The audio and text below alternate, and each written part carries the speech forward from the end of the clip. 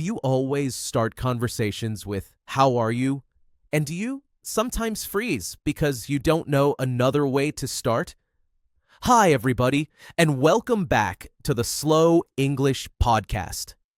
Today, we're talking about easy and natural ways to start conversations in English. I'm here with Julia. Julia, quick question for you. When you meet someone, what do you usually say instead of "How are you?" Or how do you usually start a conversation in English? Honestly, I almost always say, "How are you?" Sometimes I don't know what else to say. Yeah, that's very common. A lot of English learners feel the same way. So today, Julia is going to learn some easy, natural phrases you can use instead of "How are you?" And if you're listening, you can learn with her. Ready, Julia? Julia, instead of always saying, "How are you?" you can say, "How are things?" I often use it with friends, neighbors, or even some colleagues when I want to sound a little more relaxed and curious about what's going on in their life, without making it too formal or stiff. Oh, that's nice. I can see myself saying that to my cousins or friends at school. Like last week, I wanted to ask about my friend's new hobby, but I didn't know how to start. I think "How are things?" would have been perfect. Another one is "What's up?" I said this just yesterday to a colleague at work, and we ended up talking for a while about a new project we're starting.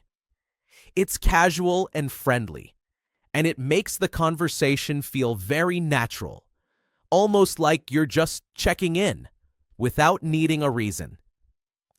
Haha, I've used that one before with my classmates, but I didn't know it could sound so friendly for adults too. I remember yesterday, I said, "What's up?" to my friend in the park, and she immediately started telling me about her weekend plans. It made everything feel easy and relaxed. "How's it going?" is another one that works really well.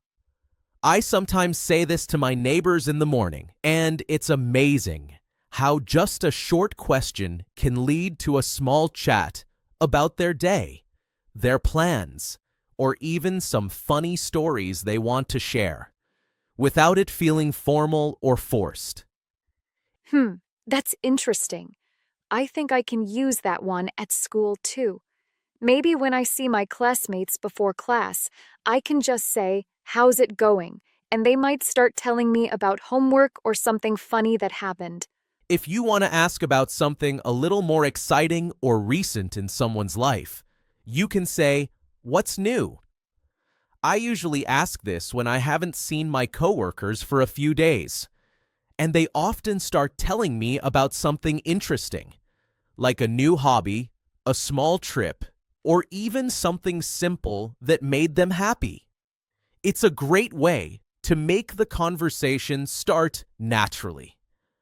Oh, I like that one. I can ask my friends after school with "What's new?" and they usually have something small or funny to share, like a new game or story from class. It feels more interesting than just saying, "How are you?" "How have you been?" is great for someone you haven't seen in a while. I said this to an old classmate last week, and it led to a long, enjoyable conversation where we caught up on work, hobbies, and even some funny memories from school. It's a warm way to reconnect with someone without needing a special occasion. Ah, that makes sense. I can use it with my cousins or friends I haven't seen for a few weeks. It feels more personal than just "How are you?" because it shows that I care about what's been happening in their life.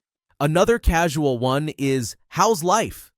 I asked my roommate this yesterday, and she ended up telling me about a new hobby she started and some small updates in her life. It's a friendly way to ask about someone's overall life without focusing only on the present moment. Oh, that's nice. I could ask my sister like that too. She recently started drawing again, and I think if I ask her, "How's life?" She might tell me about her new drawings or art class. If you want to be a little more personal and ask specifically about their day, you can say, "How's your day treating you?" I sometimes ask my students this question in class, and it encourages them to share small stories about their day, like what they learned, a funny moment, or even how they felt during certain activities. It helps build a friendly connection. Hmm, I like that one. I could ask my best friend when she has a busy day at school. She might tell me about exams or something funny that happened in class, and it's easier to start talking with her. And for someone who might be stressed or dealing with a lot, you can say, "How are you holding up?"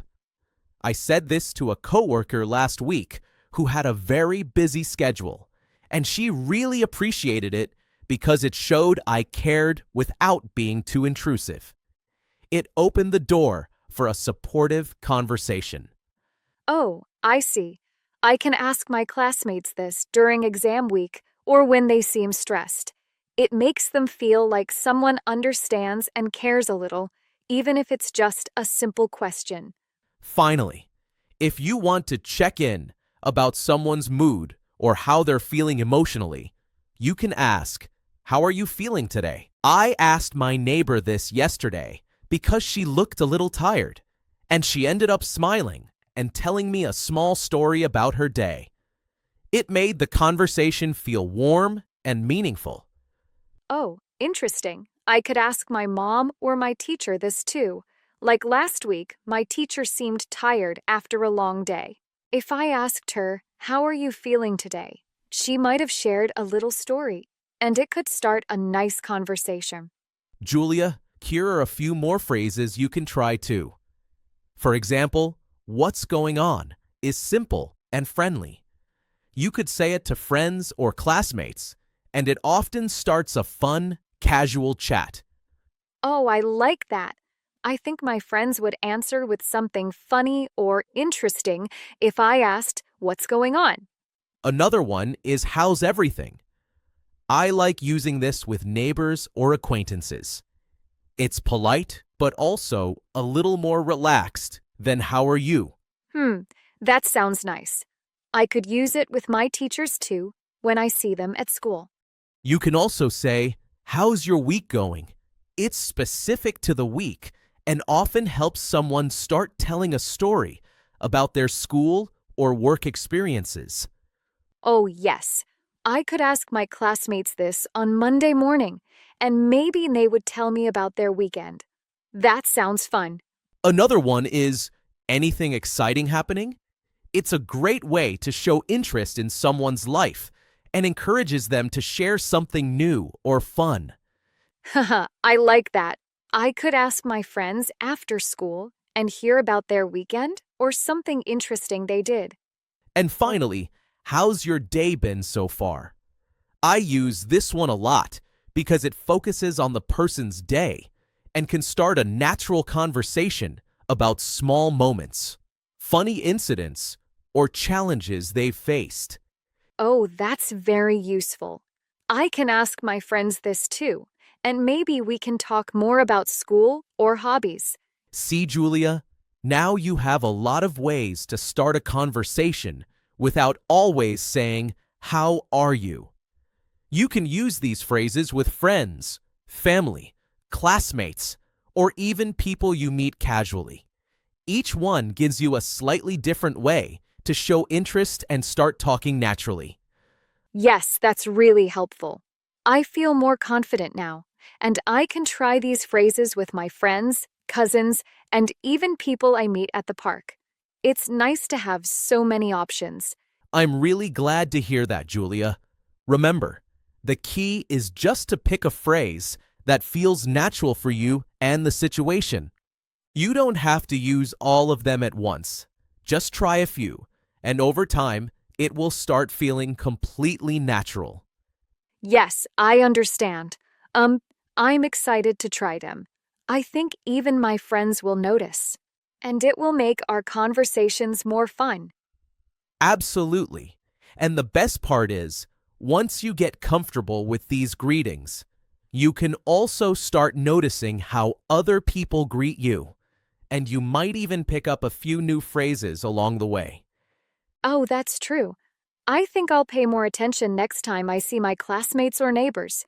It will be fun to try some of these and see how they respond. That's the spirit, Julia. You're already thinking about real-life situations, and that's exactly what will help you improve. I'm really proud of your progress today. Thank you, Kevin. I really appreciate it. Um, I feel more confident now, and it actually makes me look forward to talking to people instead of worrying about what to say. Perfect. That's exactly the goal. Remember, conversations are not just about words. They're about connection, curiosity, and showing people that you care. And you're doing a great job at that already. Thanks again, Kevin.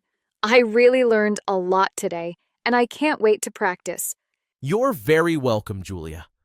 Keep practicing, and I know your conversations are going to get even better. And to all our listeners, don't forget, next time you see someone, try one of these greetings and notice how it changes your conversation. Yes, thank you everyone for listening. I hope you found it helpful too. Let's try these in real life. That's right. All right, Julia. Thanks again for joining me today. Thanks, Kevin.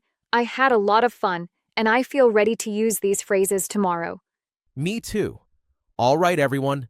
That's it for today's episode of the Slow English Podcast. Keep practicing, stay curious, and I'll see you next time. Bye, everyone.